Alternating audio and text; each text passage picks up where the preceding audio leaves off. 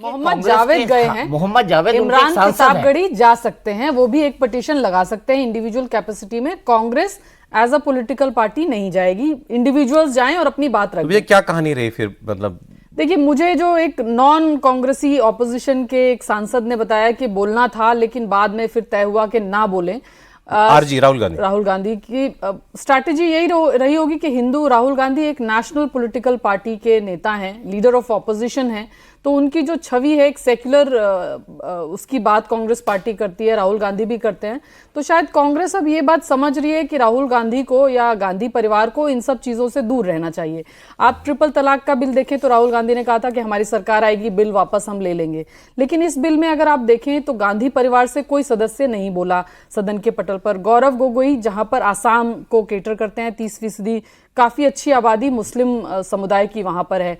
नासिर हुसैन क्योंकि जेपीसी के सदस्य थे, इमरान मसूद क्योंकि जेपीसी के सदस्य थे, इमरान प्रतापगढ़ी क्योंकि वो कांग्रेस के माइनॉरिटी डिपार्टमेंट के चेयरपर्सन हैं। ये सब जो है कांग्रेस पार्टी ने, एक मोहम्मद जावेद बिहार में चुनाव आने वाले हैं, मुस्लिम चेहरा है, जेपीसी के भी सदस्य थे। तो इन तमाम जो लीडर्स हैं, जो राज्यों के लीडर्स हैं, उनको किया कि आप जाइए मुस्लिम्स की बात रखिए, लेकिन अपनी नेशनल लीडरशिप को इस सब से दूर रखा, ताकि एक मैसेजिंग, जो सर ने भी कहा कि शायद कंफ्यूजन है या फिर वो चाहते हैं कि वो मैसेजिंग ना हो कि हम सिर्फ एक समुदाय के साथ खड़े हैं, जो परिवार है, गांधी परिवार हिंदू मुसलमान नहीं करता, ये मैसेजिंग है। नहीं, सवाल ये गजब बात है, नहीं खाए और गुलगुले से परहेज, ये गजब बात है। उससे भी बड़ी बात है कि ये कानून बनाए किसने?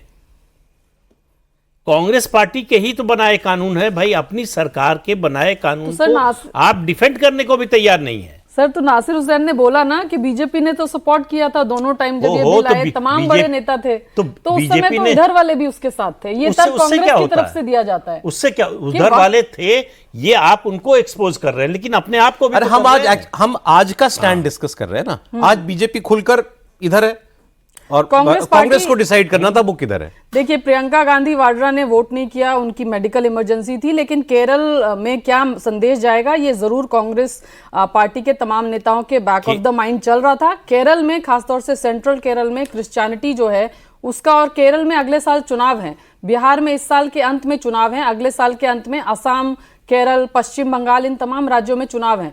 तो यहां पर जो है एक मैसेजिंग करने के लिए इन स्टेट्स के नेताओं को लिया गया, लेकिन एक गांधी परिवार जो सेंट्रल लीडरशिप है इसको दूर रखा गया। मुझे लगता है यही स्ट्रैटेजी। अभी आप बोल रही थी, मैं खबर ही दे देता हूं। कांग्रेस सांसद इमरान प्रतापगढ़ी ने वक्फ संशोधन बिल के खिलाफ सुप्रीम कोर्ट में याचिका दायर कर दी।